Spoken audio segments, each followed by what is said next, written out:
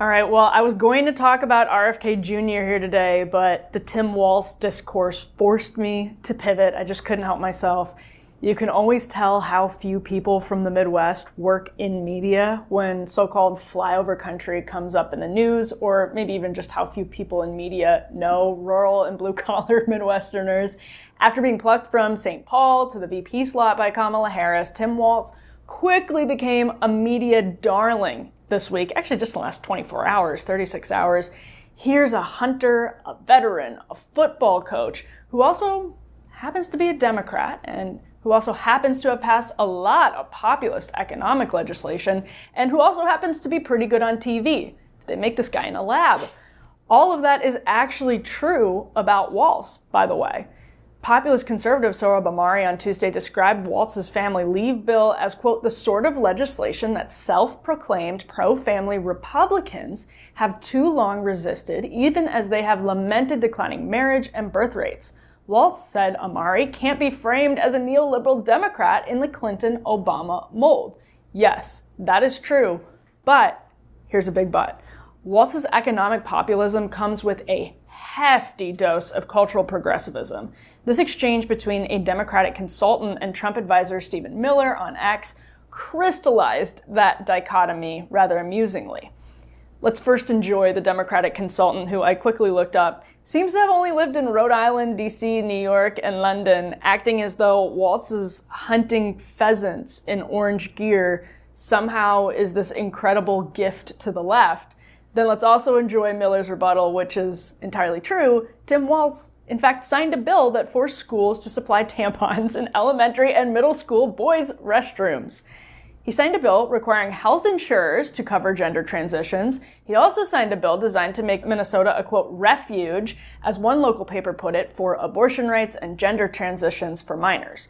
As the Minneapolis Star-Tribune wrote, quote, the new laws will protect families and children traveling to Minnesota for gender-affirming care from repercussions and extradition orders from other states. And gender-affirming care, we now know, can involve potentially irreversible medical interventions for kids like surgeries and hormones. Walz's support for abortion is also fairly extreme compared with the average American's level of support for abortion.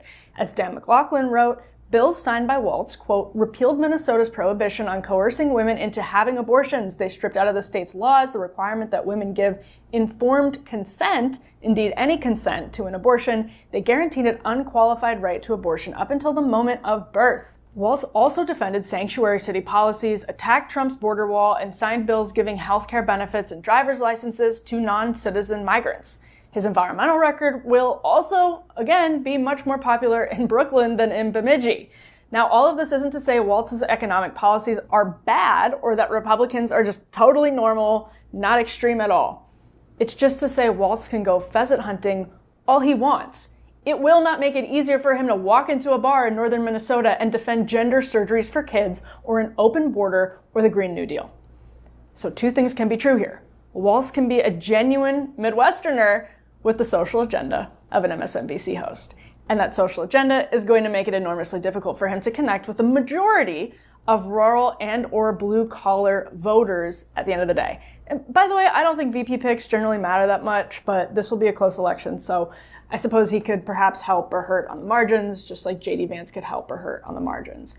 And, you know, it's worth noting, we have been down this road with Democrats before. 6 years ago, you may have forgotten about this one. Democrats thought they'd hit the jackpot with iron worker Randy Bryce, who raised tons of money to take on Paul Ryan. The only reason I remember any of this is because Randy Bryce is from Wisconsin like me, and it was a big story.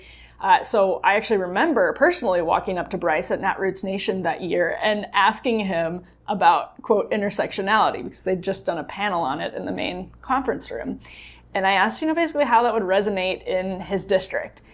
Randy Bryce had a lot of problems in his campaign, but he lost big time and honestly never really caught traction. It'd be silly to act like his position on some of those cultural issues had nothing to do with it. Walz is successful and interesting. I agree with all of that. Conservatives will often wildly overlook how powerfully material and economic concerns weigh on the minds of working class voters. I actually think that's one of the big things contemporary Republicans get wrong.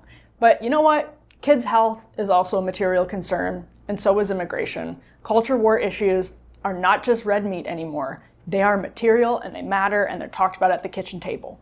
So there's proof of this too. You have to watch this video of Steve Kornacki on MSNBC yesterday giving a sort of rare voice of reason to the Walz discourse as he explains where Walz is popular in his own state of Minnesota. Walz in 2022, he didn't gain any ground that the Democrats had lost. He didn't do that here. He didn't do that in other counties. Walz really owes his victory, that margin, he got 8 points there statewide. He owes it to the Twin Cities area here. Okay, so as Kornacki just said, and I can't emphasize this enough, Walz won the governorship in Minnesota because of Minneapolis, not because of the rural areas. He owed his victory to Minneapolis, and even there, he underperformed Joe Biden. The guy's not even popular with rural voters in his own state, yet media is already cheering him on as some sort of rural American whisperer. And think about that. Again, it doesn't take away his credentials as a Midwesterner, a hunter, or a football coach, or a genuine guy. It does, however, mean that he's going to have a whole lot more problems making Kamala Harris popular with rural voters than the media seems convinced he's going to have. The bubble is real, and it's only getting thicker. Well, if you enjoyed this clip, please make sure to subscribe to the Undercurrents YouTube channel. Subscribe wherever you get your podcasts. Give us a like, give us a comment. It helps so much. And for premium access, make sure to subscribe at undercurrents.tv. Thanks so much.